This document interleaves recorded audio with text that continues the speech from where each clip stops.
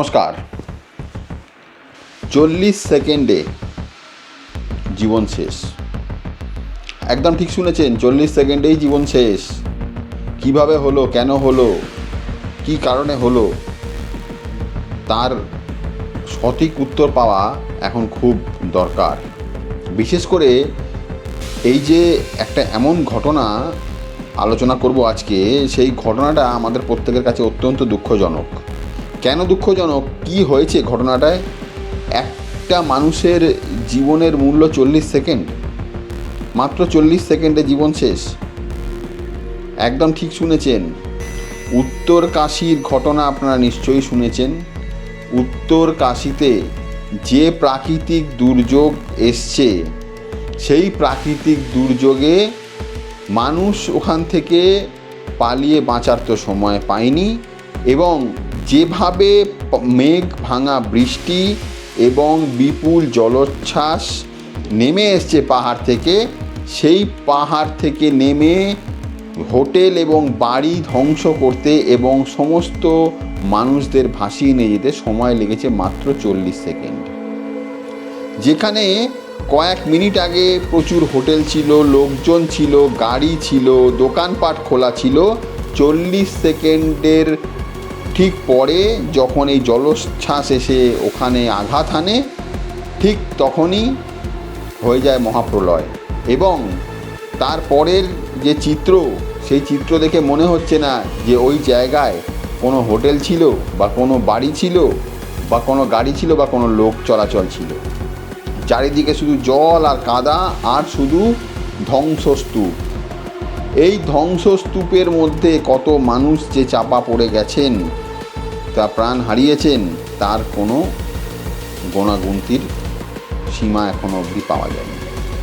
সরকারি তরফ থেকে যদিও মৃতের সংখ্যা 5 বলা হয়েছে, কিন্তু এখনও অবধি যা ধারণা তাতে মৃতের সংখ্যা বাড়তে পারে। এবারে প্রশ্ন হচ্ছে, এই ধরনের প্রাকৃতিক দুর্যোগ হলো কেন? বা আমরা কি কিছু শিখব না এই ধরনের প্রাকৃতিক দুর্যোগ থেকে?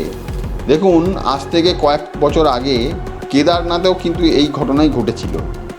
আপনারা জানেন কি না জানি না, বা আপনাদের হয়তো মনে নেই, কারণ আমাদের তো একটা ট্র্যাডিশান আছে। আমরা কি করি, আমরা যে ঘটনাটা আজকে ঘটে যায় কালকে বা পরশু দুদিন আলোচনা করি, তারপরে এটা নিয়ে ভুলে যাই।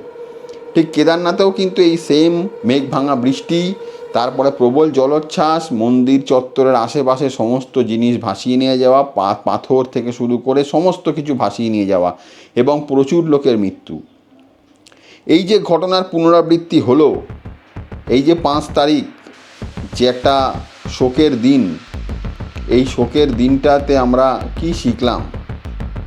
দেখুন, এত পাহাড়ের ওপরে ঘর বাড়ি তৈরি করা, এত হোটেল তৈরি করা, প্রচুর যানবাহন চলাচল করা, এটা কিন্তু প্রকৃতি ঠিকভাবে নিচ্ছে না।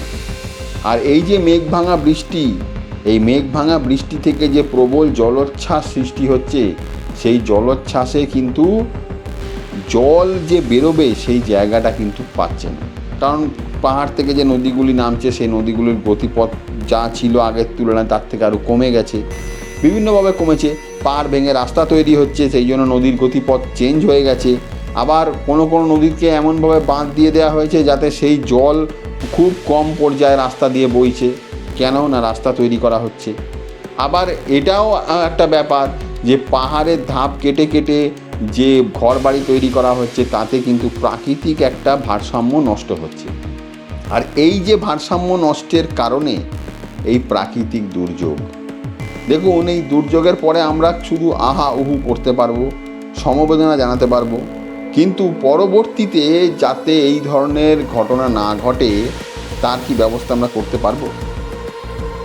কারণ সরকার থেকে যদি পদক্ষেপ এই মুহূর্তেই গ্রহণ না করা হয়, এর পরবর্তীতে কিন্তু আরও বড় ধরনের কোনো প্রাকৃতিক বিপর্যয় হতে পারে। আর উত্তরাখণ্ডের প্রত্যেকটা জায়গায়, উত্তরাখণ্ডের এমন কোনো জায়গা নেই, আমি নিজে ব্যক্তিগতভাবে দেখেছি। আমি গত কয়েক দিন আগে উত্তরাখণ্ড থেকে ফিরেছি। আমার আরেকটি চ্যানেল আছে, ট্র্যাভেল উইথ মি, আমার ব্লগিং চ্যানেল, আপনারা ওখানে গিয়ে দেখতে পারেন আমরা যেভাবে ল্যান্ডস্লাইডে আটকে ছিলাম। আর ল্যান্ডস্লাইড মানে পাহাড়ের এক অংশ ভেঙে রাস্তা সমেত চলে গেছে নিচে। এই যে উত্তরাখণ্ডের এই প্রাকৃতিক দুর্যোগ, এটা কিন্তু কন্টিনিউ চলেই আসছে। কোথাও না কোথাও ল্যান্ডস্লাইড হচ্ছে, কোথাও রাস্তা বন্ধ হয়ে যাচ্ছে, কোথাও বাড়িঘর ধসে পড়ছে, এমনকি কোথাও রাস্তা কোনো হদিশই নেই রাস্তা কোথায় চলে গেল। আর এইভাবে দিনের পর দিন চলছে, প্রশাসন নির্বিকার। শুধু মানুষ মারা গেলে পরে তখন তাকে রেস্কিউ করার কাজ চলছে, যে না চলো মানুষ মারা গেছে, তাকে অন্তত পক্ষে পরিবারের হাতে তার মৃতদেহটা তুলে দেওয়া যাক। সেনাবাহিনীকে নামানো হয়েছে এই উত্তরকাশীর ঘটনায় রেস্কিউ করতে, তার মধ্যেও 3 থেকে 4 জন সেনা জওয়ান নিখোঁজ, তাদের কোনো সন্ধান এখনও অবধি পাওয়া যাচ্ছে না।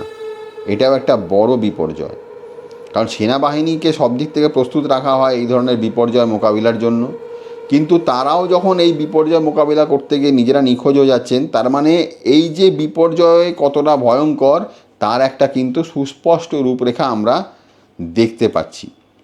এর থেকে বাঁচার উপায় কি? বিভিন্ন বিশেষজ্ঞদের বিভিন্ন মত আসছে। তারা বলছেন যে অতিরিক্ত গাছ কেটে ফেলার জন্য প্রাকৃতিক দুর্যোগ, কেউ বলছেন পাহাড় কেটে রাস্তা বানানোর জন্য প্রাকৃতিক ভারসাম্য নষ্ট হচ্ছে, তার জন্য দুর্যোগ, বা এই পাহাড়ি অঞ্চলে অতিরিক্ত পর্যটকের ভিড়ের জন্য জনজীবন বিপর্যস্ত হচ্ছে এবং প্রাকৃতিক ভারসাম্য নষ্ট হচ্ছে, তার জন্য এই দুর্যোগ। এবার এক একজনের এক এক মতের কারণে এই প্রাকৃতিক দুর্যোগের প্রধান যে কারণ, সেই কারণটাই কিন্তু বোঝা যাচ্ছে না। দেখুন, প্রাকৃতিক বিপর্যয়ের কারণ বলতে কি, প্রাকৃতিক ভারসাম্য নষ্ট হচ্ছে, তার জন্যই প্রাকৃতিক বিপর্যয় হচ্ছে।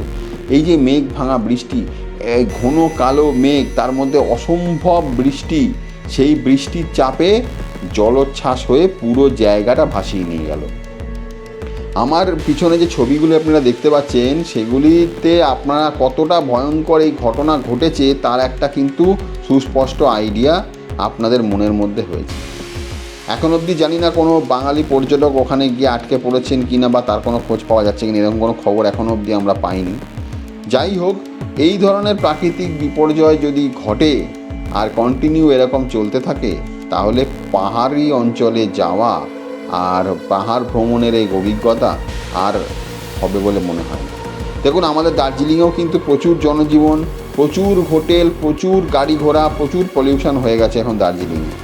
আমরা দেখেছি দার্জিলিংয়ে এত ভিড় হয় এক এক সময় যে হোটেল লোকে পায় না বা থাকার জায়গা পায় না, সেক্ষেত্রে কিন্তু অনেক রকম অসুবিধার সৃষ্টি হয়। কিন্তু একটা নির্দিষ্ট সীমা থাকা দরকার প্রত্যেক জিনিসের, যে না একটা জায়গায় এতগুলোর বেশি হোটেল হবে না, বা একসঙ্গে এত পর্যটকের বেশি এখানে এন্ট্রি করা যাবে না। এই যেমন যোশীমঠে দেখুন, এই যে এতগুলো পর্যটক ছিলেন বা যারা যাচ্ছিলেন রাস্তায় গঙ্গোত্রীর উদ্দেশ্যে, তারাও যে নিখোঁজ হয়ে গেছেন, কার বাড়ির কতজন নিখোঁজ হয়েছেন এখন অবধি কোনো খবর নেই। আর আমরা এই ধরনের প্রাকৃতিক বিপর্যয় মোকাবিলার জন্য কিছুই করতে পারছি না। শুধু আমরা মুখেই বলি গাছ লাগাও, গাছ লাগাও, গাছ লাগাও, কিন্তু আমরাও কি কেউ ইনিশিয়েট নিয়ে নিজের বাড়ির সামনে একটা গাছ লাগিয়েছি? না, লাগাইনি। আমাদের সময় কোথায়? আমরা সারাদিন ব্যস্ত মানুষ, আবার কে অত খাটবে, মাটি খুঁড়বে, গাছ পাত কেনো, আবার অত ঝামেলা, যা হচ্ছে হোক, যখন নিজের হবে তখন চিন্তা করবে, এই তো ধারণা আমাদের। আর দ্বিতীয়ত হচ্ছে কি বলুন তো, এই ধরনের ক্ষেত্রে আপনিও যে কোনোদিন এই বিপদের সম্মুখীন হবেন না, এর কোনো কিন্তু গ্যারেন্টি নেই। দেখুন, প্রত্যেকেই পাহাড়ে ছোটোখাটো ট্যুর করি, আমরা ঘুরতে যাই, পাহাড় যাদের ভালো লাগে তারা পাহাড়ে যায়। দার্জিলিং, গ্যাংটক, সিকিম, বিভিন্ন জায়গায় লোকে যায়। এছাড়া সিমলা আছে, উত্তরাখণ্ডের বিভিন্ন পার্বত্য অঞ্চল আছে, যেমন নৈনিতাল বলুন, ক্যাঁচিধাম বলুন, এগুলো পাহাড়ি অঞ্চল। এবারে এই সব জায়গায় কখন বিপর্যয় ঘনিয়ে পড়বে বা ঘনিয়ে আসবে তার আগাম কোনো সতর্ক বার্তাও নেই। যাই হোক, এই যে ঘটনা ঘটার পর থেকে উত্তরাখণ্ডের মোটামুটি প্রায় 14টি জায়গায় রেড অ্যালার্ট জারি করা হয়েছে, যে কোনো সময় ল্যান্ডস্লাইড হতে পারে বলে, এবং সেই কারণে কিন্তু কিছুটা জনজীবনের ওপর প্রভাব পড়েছে। যাই হোক, যারা এই রেস্কিউ অপারেশন করছেন তাদের আমরা অত্যন্তভাবে সশ্রদ্ধ স্যালুট জানাচ্ছি, কারণ এই যে প্রাকৃতিক বিপর্যয়, এতে এত মানুষের প্রাণ হারানো, এটা কিন্তু অত্যন্ত দুঃখজনক ঘটনা। আপনাদের কি মনে হয় এই প্রাকৃতিক দুর্যোগ নিয়ে? কী কারণে এই প্রাকৃতিক দুর্যোগ হচ্ছে অবশ্যই কমেন্ট করে জানান, এবং ভিডিওটি ভালো লাগলে একটি লাইক করুন, চ্যানেলে নতুন হলে চ্যানেলটি সাবস্ক্রাইব করুন। আজ এই পর্যন্তই, দেখা হবে আবার আগামী কোনো ভিডিও নিয়ে। ততক্ষণ পর্যন্ত নমস্কার, জয় হিন্দ।